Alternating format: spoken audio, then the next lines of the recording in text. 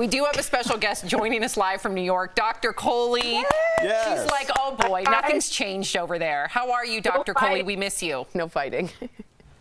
I'm good. How are you guys doing? We're doing okay, but listen, we have a lot of questions about the Omicron, so let's get your expertise. Let's start with these new CDC recommendations. They've shortened the isolation times for folks who get COVID. It's now 5 days instead of 10. They're also saying you still have to wear a mask around people for 5 days after you're out of isolation. All right, Dr. Kohli, help us make sense of all these new guidelines. What is the science to support them? So it seems very confusing, guys, but the reason that they've shifted from 10 days to 5 days is because we're realizing that the time you're most infectious is about 2 days before your symptoms start, and then about 2 to 3 days afterwards. And that's the reason they added that 5 days of wearing the mask after, just to sort of give us a little bit of a buffer. But the goal of this is really to get people back to their lives a little bit more quickly. Okay, so I want you to listen to what Dr. Fauci said last night about why the CDC changed its recommendations, and then we want to hear what you thought of it personally. Take a look. One of the things we want to be careful of is that we don't have so many people out.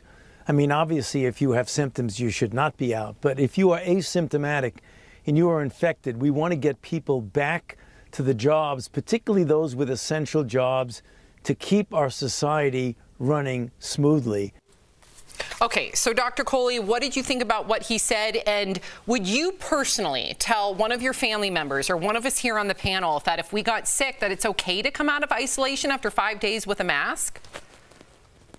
So I have to say, I think the CDC really tried to weigh two difficult things here. We're stuck between a rock and a hard place. Ideally, in an ideal world, that 10-day window really gives us a lot of safety. But we shortened it to 5 days because we need hospital workers back. We need a lot of the other essential workers to go back out there. But I have to tell you guys, I'm not in complete agreement with it. And if it was one of you guys or one of my family members, I would say, what's the harm in getting a test? Better to be safe than sorry. So I would say if you test positive, make sure you test negative before you go back to work, because we don't know with Omicron. It could take a little bit longer for you to test negative. It could depend on your vaccination status, your underlying health problems. So just go ahead and get a PCR test before you go back to work or expose yourself to others.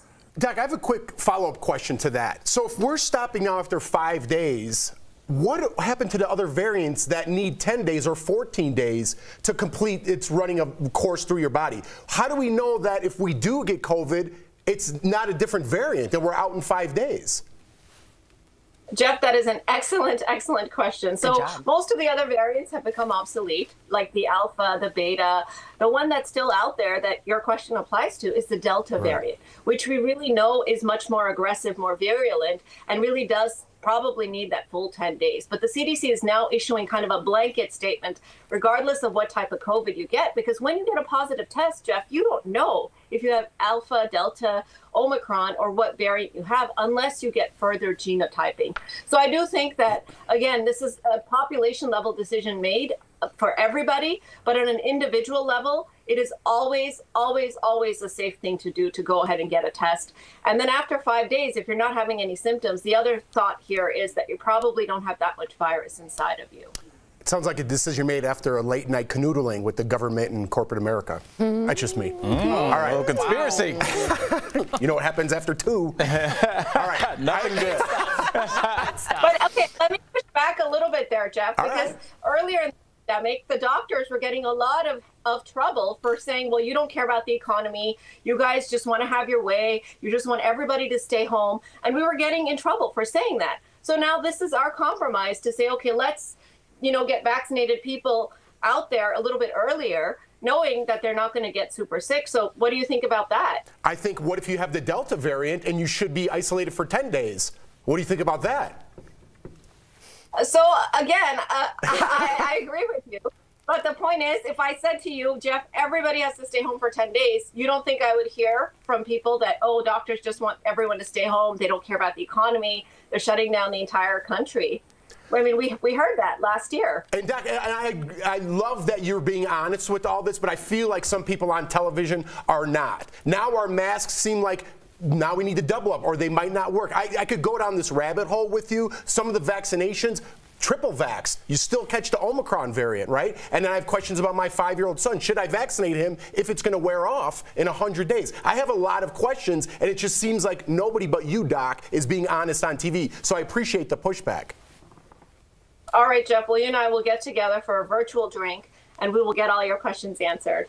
I say we do it on television. I just want to bottom line this. If you have symptoms, if you have COVID, if it's been 5 days, before you go out and wear that mask, please get a test and make sure you're negative. I just got to say that. And that's going to bring me to my next question, Doc. Testing, because that's what I've been talking about all along. It's such a mess right now at testing sites all around the country, and it's super hard to find an at-home test that you want to do at your home in stores. So, Dr. Kohli, let's start with people who travel for the holidays, like me. When should we get tested, and what test should we take? So, Jeff, if you've traveled, just like I have, you want to get tested before you get on the plane, usually a day before. Get a PCR test that comes back to make sure you're not getting on the plane with an infection. Then when you get home, Jeff, you want to wait 2 or 3 days instead of the 3 to 5 we were saying for Delta. Now that we're seeing a lot more Omicron, get a PCR test at day 2 to 3. And then if you really want to be conservative, you can get another one about 5 or 6 days later. But usually one test is adequate after you've traveled. Thank you. All right. Now, Doc, we know that New Year's Eve is right around the corner. Bunch of folks are going to be out partying, probably drinking a little bit. Masks, might come off. People are when they drink. So just knowing that before we even get to the holiday, should we just cancel it altogether? I think we should. So I'm in New York City right now, and they're planning your party Times dress Square. on. That's right. Yeah, but that I do believe should be canceled. For that hard-hitting comment. That's why people watch CBS. How dare you? I think she looks lovely, and I just wanted to add that. But she's talking about a mass gathering event, and I'm trying to give information to our people. That. Wow. And you're okay. Hey, Doc. So what do you say? The children are fighting again. So thank you, Sam. I appreciate that. But Al, you make a really good point. So New Year's Eve in New York City, mass gathering, absolute no-no. But if we're talking about small gatherings in somebody's house where everybody's vaccinated and boosted, and you're low risk, so everybody there is healthy without underlying problems, and you've used testing, I do believe that you can have those type of small gatherings safely despite what's happening right now. Dr. Kohli, good to see you. You do look super cute. With this new super contagious Omicron variant, a lot of experts are saying you should just ditch those cloth masks that so many of us have been wearing for like 2 years. What are your thoughts on that, and what are the best masks to wear right now?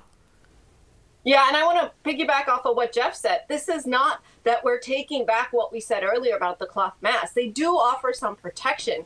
It's just that we now have access to better masks, which we didn't in March of 2020 when there was a PPE.